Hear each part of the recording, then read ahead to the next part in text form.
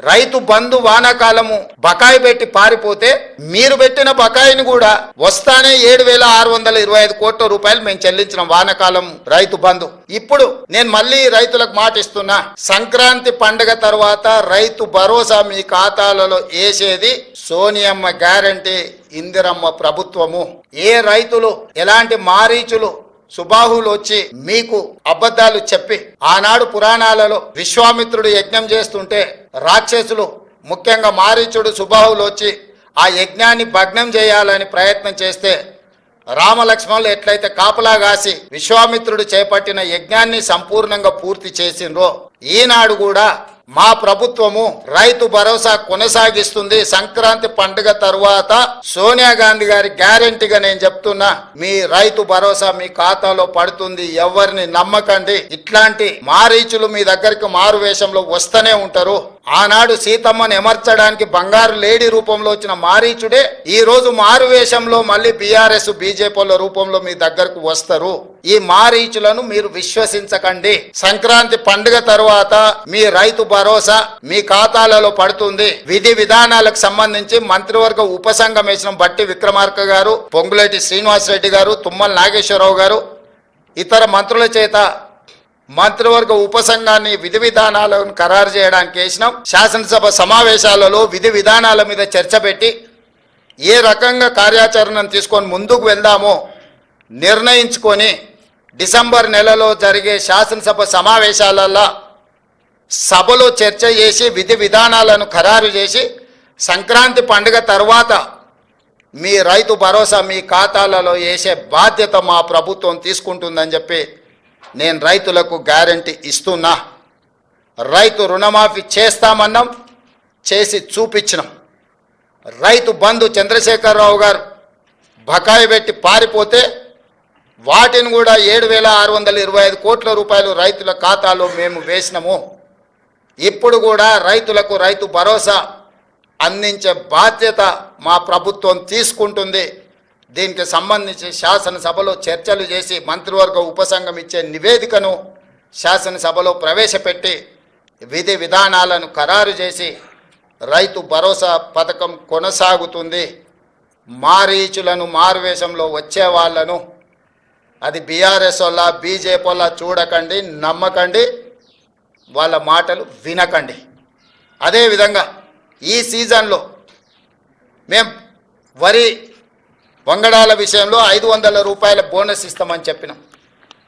చాలా అపోహలు సృష్టించే ప్రయత్నం చేసిండ్రు. ఎవరయ్యా అంటే గతంలో వరేస్తే ఉరేసుకున్నట్టే కొనుగోలు కేంద్రాలే ఉండవు, కొనుగోలు కేంద్రాలు ఎత్తేసినాము, ఎవరు పండించుకుంటే వాళ్ళ కర్మ అని చంద్రశేఖరరావు గారు ముఖ్యమంత్రిగా అధికారికంగా వారే మాట్లాడి చెప్పారు. ఒకటి కొనుగోలు కేంద్రాలు మూసేస్తున్నాం, కేంద్రం కొనడం లేదు కాబట్టి మేము కూడా కొనడం లేదని బాధ్యత కలిగిన ఆనాటి ముఖ్యమంత్రి గారే మాట్లాడినరు. ఆ తర్వాత ఇంకా ఒక అడుగు ముందుకేసి ఉరేసుకుంటే ఉరేసుకున్నట్టే అది మీ కర్మ అని చంద్రశేఖరరావు గారు మాట్లాడినరు.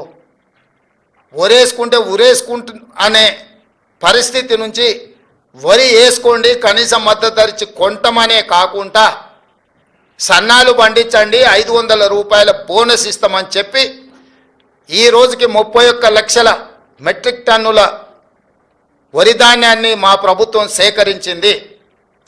500 రూపాయల బోనస్ కొనసాగుతుంది. ఒక్కసారి ఇచ్చి వదిలేదు కాంగ్రెస్ పార్టీ. కాంగ్రెస్ పార్టీ ఆనాడు ఉచిత కరెంటు ఇస్తామన్నాం, ఎవరొచ్చినా ఇవ్వక తప్పని పరిస్థితి సృష్టించినము. ఈనాడు సన్నాలు పండించిన వాళ్ళకి 500 రూపాయలు బోనస్ ఇస్తామన్నాం, వానాకాలం ఇచ్చినాం.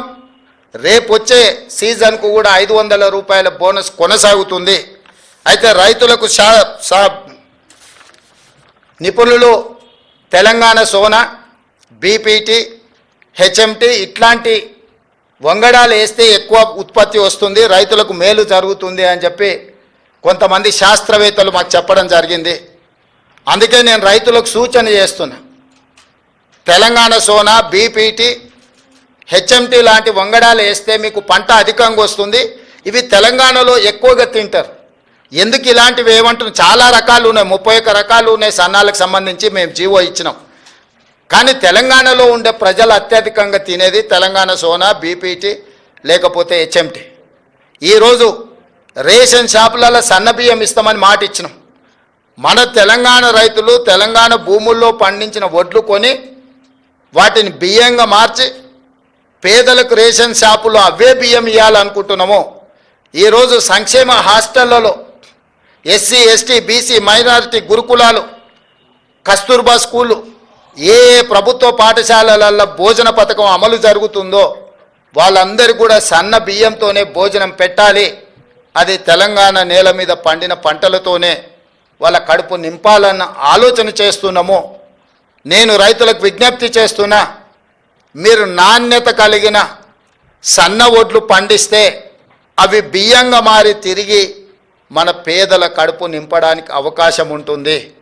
ఈరోజు మీరు పండించే సన్న వడ్లు ఎఫ్సిఐకో ఇతర రాష్ట్రాలకో తరలించకుండా తెలంగాణ ప్రజలకే మళ్ళీ బియ్యం రూపంలో పేదలకే పంచాలనుకుంటున్నాం. కాబట్టి మీరు పండించే పంట మళ్ళీ మన వాళ్ళే భోజనం చేస్తారు. కాబట్టి దాని పట్ల కూడా తెలంగాణ రైతాంగం సన్నాలు పండించాల్సిందిగా నేను సూచన చేస్తున్నా.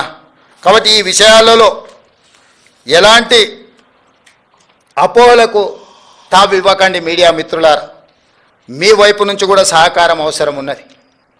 ఏంటంటే ఈ పథకాలు అమలు చేయడమే కాదు, అమలు చేస్తున్న విధానం కూడా ప్రజలకు చేరాలి. ఆ విధానాన్ని వివరించాల్సిన బాధ్యత రైతు బిడ్డలుగా మీ మీద ఉన్నది.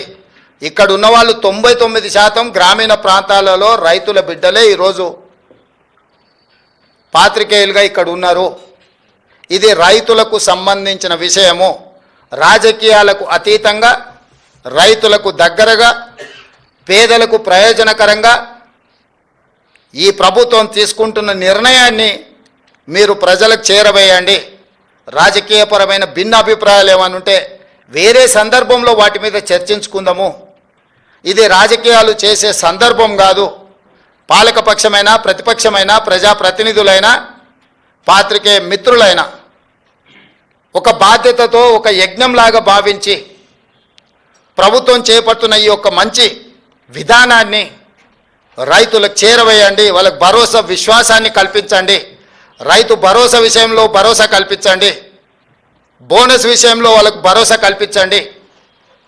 ఈ ప్రభుత్వం రైతుల కోసమే ఉన్నది. వ్యవసాయం దండగ కాదు, వ్యవసాయం పండుగ చెయ్యాలి. చేసి చూపిస్తాం. ఇప్పటి వరకు చేసినాం, భవిష్యత్తులో కొనసాగిస్తాం.